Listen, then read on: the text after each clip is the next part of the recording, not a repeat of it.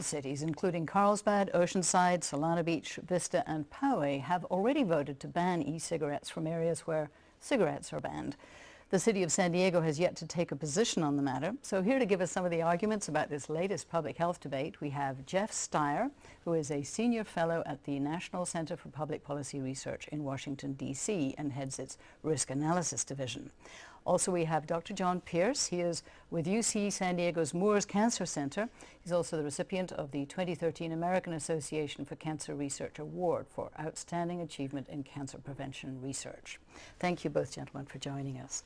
So, Jeff, let me start with you. You have opposed banning or even some regulation of e-cigarettes. Why? Well, I'm in favor of regulation. I think we ought to ban the sales to minors. I think we ought to make sure that there's no marketing, and there isn't any right now, to minors, and have product safety regulations. But some of the reckless regulations that have been proposed and are now in places like Los Angeles, these bans on use in public places, actually can have serious unintended consequences. We may not have all of the evidence about e-cigarettes. We have a lot of evidence about the dangers of smoking, and we know cigarette smokers are quitting smoking and switching to e-cigarettes. So why would we make it harder for them to quit?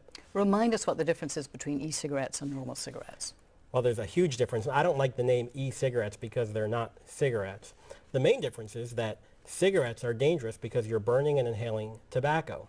The nicotine that you get from e-cigarettes is addictive, but it's not particularly harmful, not much more harmful than the caffeine in a cup of coffee. We associate nicotine with being very dangerous because usually we get our nicotine from cigarettes. Wouldn't it be great if we found a way to give addicted smokers the nicotine they want without all the bad stuff? So, John, Jeff is claiming that, in fact, e-cigarettes are helping people quit real cigarettes. What does the latest research say about that? There's just no evidence for it. There's lots of anecdotal stories. That many of them can be drummed up by different people, but the research, independent research away from the e-cigarette companies, is in the field at the moment.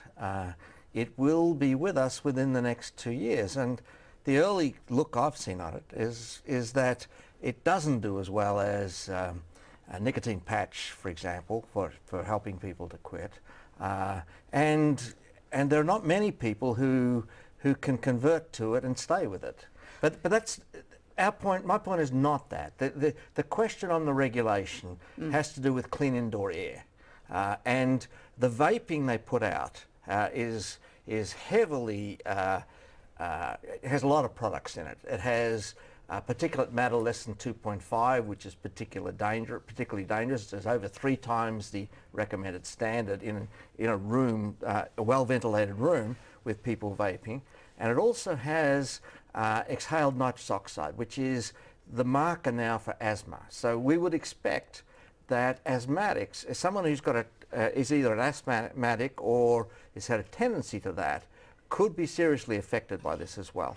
So now, what about this new element that we've just been hearing in the news about, the liquid nicotine, which is actually causing problems with poisoning kids? So we had 100 calls in the first 2 weeks of January this year on kids less than 5, mainly ingesting this liquid in some form. Now, I think a number of them were inhaling.